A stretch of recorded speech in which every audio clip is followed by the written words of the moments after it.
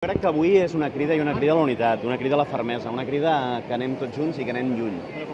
I sobretot que aparquem les lluites partidistes.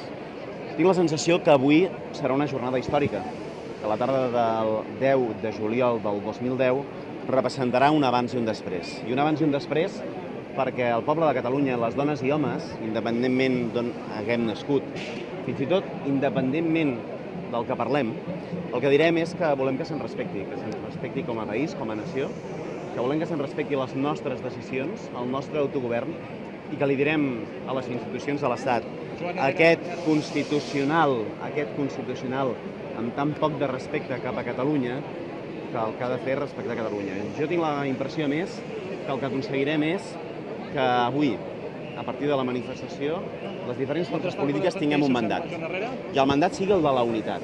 Estic demanant un front comú català al Congrés amb els denominadors comuns, amb ambició i a la vegada garantint que som un sol poble. I estic demanant, òbviament, el respecte ple a l'Estatut que vam votar i que vam pactar amb les Corts.